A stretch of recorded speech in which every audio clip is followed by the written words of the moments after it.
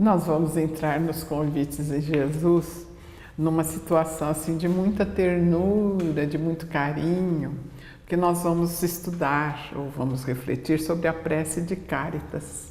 E ela, por si só, ela alcança a profundidade da alma, ela nos proporciona assim uma serenidade, um ambiente de paz de espírito, né?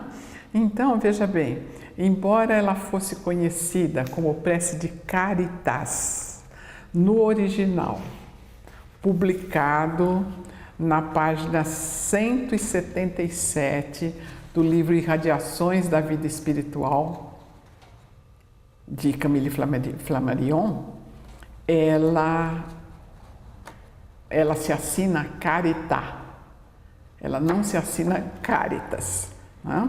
E o Evangelho, e Allan Kardec, no Evangelho segundo o Espiritismo, no seu capítulo 13, e na Revista Espírita, veja bem, dos anos de 1862, 64, 68 e 66, todas as assinaturas estão como Carità e não como Cáritas, certo?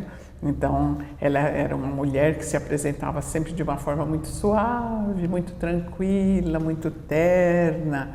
E conforme o Anuário Espírita de 2012, editado aqui na IDE de Araras, ela teria sido, Cárita teria sido a Imperatriz Irene, que foi martirizada em Roma, né? Entre 782, que viveu entre 782 a 863. Então a prece foi psicografada através da faculdade de uma das grandes médiuns dos tempos de Allan Kardec, a Madame W. Creel, não é? No Círculo Espírita de Bordeaux, na França, na noite de 25 de dezembro de 1873. Vejam bem.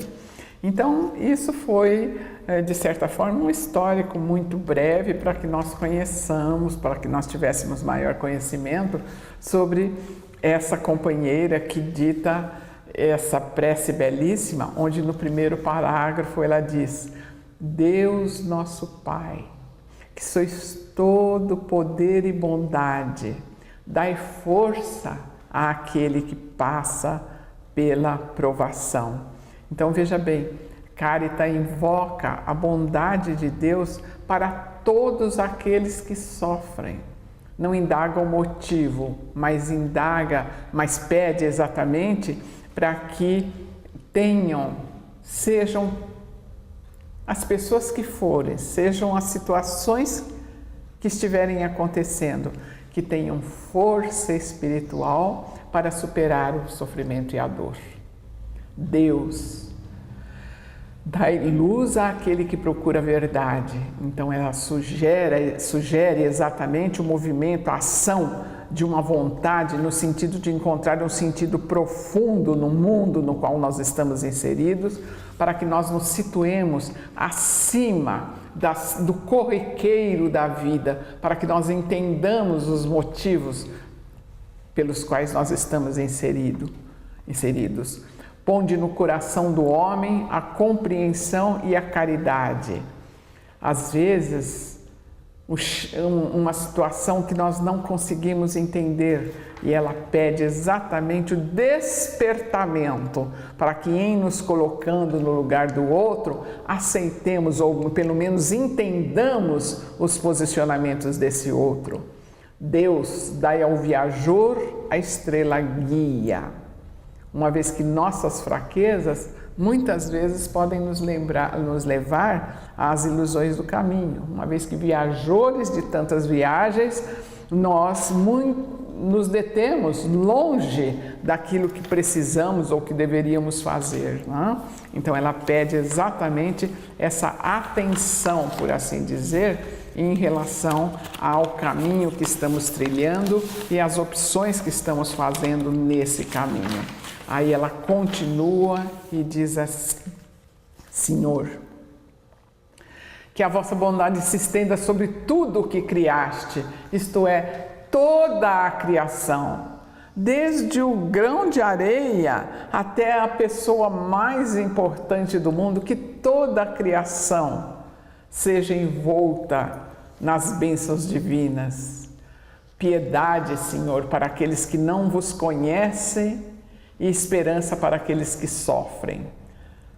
Ela se coloca como intermediária entre aqueles que não conhecem ao Pai, as bênçãos da vida, e suplica por aqueles que nessa desconhecimento sofrem, e sofrem muito, muito, muito. Que a vossa bondade permita hoje aos Espíritos Consoladores derramarem por toda parte consolação, a paz, a fé e a esperança. Então veja, Caritas reconhece de que tudo está subordinado ao Pai e pede a esse Pai, roga ao Pai que os Espíritos amigos envolvam e beneficiem todos aqueles que estão encarnados ou desencarnados, descubram as bênçãos da paz, da esperança e da fé. Deus, um raio, uma faísca do vosso amor pode abrasar a terra. A afirmação, então, de que a crença, essa certeza de que estamos sob a paternidade divina, nos dá a coragem diante das pequenas ou das grandes situações que serão sempre transformadoras da nossa vida.